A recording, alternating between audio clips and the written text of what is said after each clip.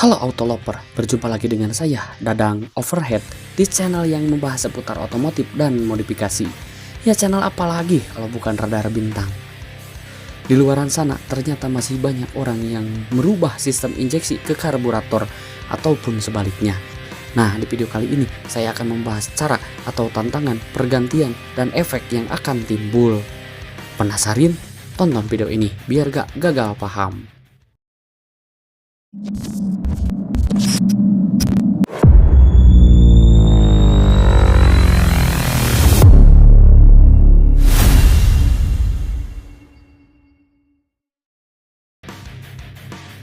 Ya, salah satu modifikasi yang termasuk ekstrim adalah pergantian injeksi ke karburator atau sebaliknya.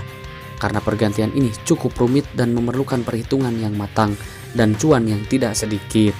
Dan tentunya perlu tenaga ahli untuk mengerjakannya. Namun meskipun begitu, masih banyak orang-orang yang melakukannya. Terlepas dari positif atau negatifnya modifikasi tersebut, itu kembali lagi ke tujuan si pemilik motor, untuk tujuan apa hal tersebut dilakukan. Kelebihan sistem injeksi yang begitu banyak, yang diantaranya seperti pembakaran maksimal, irit bahan bakar, setting AFR otomatis dengan adanya ICM, dan saat membersihkan pun ada cairan injektor cleaner. Namun masih banyak yang ingin menggantinya dengan karburator dengan berbagai alasan, seperti lebih murah lah, lebih sederhana lah, dan juga lebih mudah untuk merawat karena bisa dilakukan di rumah sendiri. Nah, dengan segala kelebihan karbu, ada juga orang yang merubahnya dengan injeksi dengan alasan agar lebih responsif dan sebagainya. Lalu bagaimana sih cara atau tahapan merubah dari karburator menjadi injeksi? Nah, sekali lagi saya ucapkan, ini hal yang rumit dan kompleks, tidak semudah dan sesimpel yang diucapkan. Dan beberapa hal yang rumit diantaranya harus melakukan penyetelan timing pengapian, mengingat sistem pengapian karbu dengan injeksi berbeda, dan melakukannya pun tidak bisa sembrono, mengingat ini berkaitan dengan kondisi motor saat digunakan, atau dalam arti berkaitan dengan keselamatan.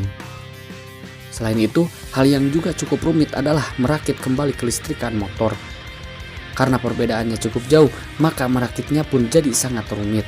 Dan saking rumitnya, biasanya diakali dengan mengganti kabel bodinya dengan motor-motor injection. Bagian lain yang tidak kalah rumit adalah menyesuaikan dudukan-dudukan perangkat injeksi pada motor. Selama ini, motor sudah didesain menggunakan sistem karburator, sehingga jika dirubah menjadi injeksi, tentunya harus dilakukan penyesuaian dudukan. Dengan begitu, dudukan yang dibuat baru bisa pas saat menggunakan sistem injeksi. Terlebih saat melakukan penyesuaian ini, alat-alat yang digunakan juga harus alat khusus untuk motor injeksi. Sedangkan untuk merubah motor injeksi ke karbu, tahapannya pun tidak jauh berbeda, hanya komponennya saja yang berbeda. Dan setidaknya ada beberapa komponen yang dibutuhkan, di antaranya yaitu ke-1, CDI. Digunakan untuk menghasilkan tegangan tinggi ke koil pengapian. CDI hanya bisa diaplikasikan pada sistem pengabutan karburator.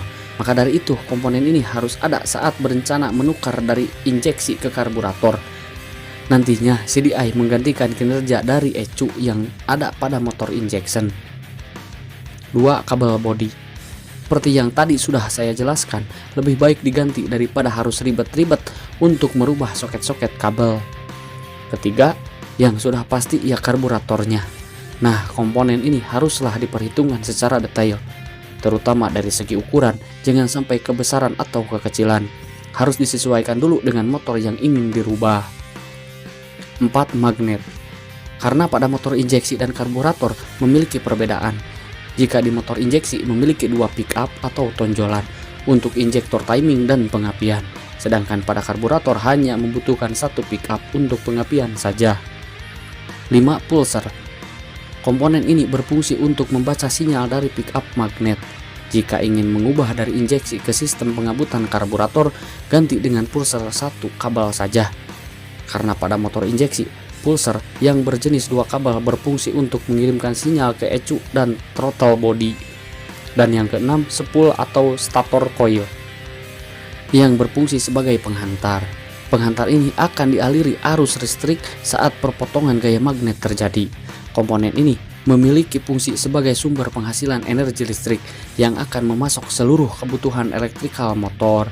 Spool harus diganti dan menyesuaikan dengan jumlah daya yang dibutuhkan. Nah, itulah beberapa komponen yang harus disiapkan. Dan ingat, rakitlah dengan orang yang sudah ahli. Dan efek yang mungkin saja terjadi adalah sistem kelistrikan yang terganggu, yang bisa membuat motor cepat panas, korsleting, hingga yang terparah adalah kebakaran. Jadi menurut saya, jika kalian suka atau butuh motor injection, ya beli motor injection. Dan jika butuh motor karbu, ya beli motor karbu. Terkecuali kalian memodifikasi hanya untuk event balap resmi atau kontes saja. Namun untuk harian dan dipakai di jalan umum, bijak-bijaklah dalam memodifikasi, jangan seenak jidat. Karena itu menyangkut hukum dan menyangkut keselamatan diri dan pengendara yang lain. Karena sebaik-baik manusia adalah yang bermanfaat bagi orang lain itu. Nah, itulah pembahasan saya di video kali ini. Jika ada yang kurang, coba tambahkan di kolom komentar. Dan jangan lupa cebrek aja biar gak ketinggalan info menarik seputar otomotif dan modifikasi dari saya. Dan saya Dadang Overhead bersama reng-rengan ibu-ibu PKK pamit undur diri dan sampai jumpa di video saya selanjutnya.